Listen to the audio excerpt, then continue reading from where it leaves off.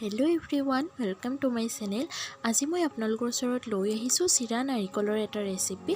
আৰু এই ৰেচিপিটো আপোনালোকে যিকোনো পূজা পাৰ্বণত বনাব পাৰে। বিশেষকৈ লক্ষ্মী পূজাৰ দিনা এই ৰেচিপিটো বনোৱা হয়। আপোনালোকেও বনাই খাই চাব পাৰে আৰু লক্ষ্মী পূজাত আপোনালোকে দিব পাৰে এই ৰেচিপিটো। সাধাৰণতে এই ৰেচিপিটো লক্ষ্মী পূজাতে বনোৱা হয়। আৰু প্ৰথমে মই চিৰা লৈছোঁ। চিৰাখিনি ভালকৈ ধুই তিয়াই থৈছিলোঁ 30 মিনিটৰ কাৰণে। আৰু তিয়াই থোৱাৰ পাছত পানীখিনি ৰিমুভ কৰি ল'লোঁ। তাৰ পাছত নাৰিকল আৰু চেনি লৈছোঁ। নাৰিকল একাপ আৰু চেনি নিজৰ জোখ অনুসৰি ল'ব পাৰে। এটা চচপেন লৈছোঁ। আপোনালোকে যিকোনো এখন কেৰাহী ল'ব পাৰে, কিন্তু চাব যাতে শুদ্ধ বগা হয় কেৰাহীখন, যিহেতুকে বস্তুটো আমি বগা বস্তুৱে বনাব লাগিব, তো বেলেগ কালাৰ যাতে নাহে, সেইটো কাৰণে মই শুদ্ধ বগা এটা চচপেন লৈ লৈছোঁ। তাতে মই অলপ ঘিউ দিছোঁ।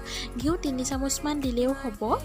তাৰ পাছত মই তাতে নাৰিকলখিনি অকণমান ভাজি ল'লোঁ। কমেও 1 মিনিট বা 2 মিনিটমান সময় নাৰিকলৰ পানীখিনি যোৱালৈকে ভাজি ল'ব। আৰু গেছৰ ফ্লেমটো একদম ল'ত ৰাখি বনাব, নহ'লে কালাৰটো আহি যাব, গল্ডেন ব্ৰাউন কালাৰ আহি যাব। সেইটো কাৰণে একদম ল'ত ৰাখি পেলাই জাষ্ট অকণমান গৰম কৰা টাইপৰ কৰিলে হৈ যাব। বহুত বেছি গেছৰ ফ্লেমটো দি নথ'ব, তেতিয়া কালাৰটো চেঞ্জ হ'ব। যিহেতুকে মই একদম বগা কৰি বনাম, সেইটো কাৰণে আপোনালোকে গেছৰ ফ্লেমটো সদায় ল'ত ৰাখি পেলাই এই ৰেচিপিটো বনাব।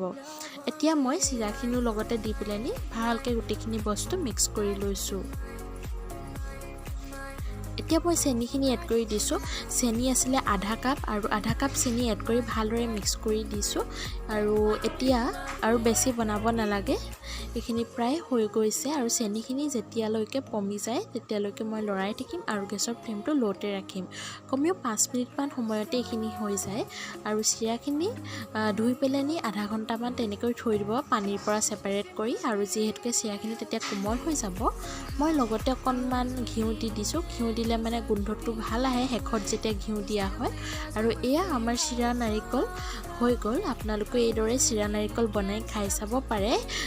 এনেও সুদাকৈও চাহৰ লগত খাবলৈ ভাল লাগে। নহ'বা আপোনালোকে পূজা বা বিশেষভাৱে কিবা উৎসৱ পাৰ্বণ পাতিলে মানে এইদৰে বনাই খাই চাবচোন, আৰু কেনেকুৱা লাগিলে কমেণ্টত জনাব। আৰু যদি মোৰ ৰেচিপিটো সঁচাকৈ চাই ভাল লাগিছে তেন্তে লাইক কমেণ্ট কৰিব। আৰু যিসকল ফ্ৰেণ্ডছ মোৰ চেনেলটো নতুনকৈ আহিছে ছাবস্ক্ৰাইব কৰি দিব, আৰু নিজৰ ফ্ৰেণ্ডৰ লগত শ্বেয়াৰ কৰিব, ফেমিলি মেম্বাৰ্ছৰ লগত। মই পুনৰ এটা নতুন ৰেচিপি লৈ আকৌ আহি আছোঁ।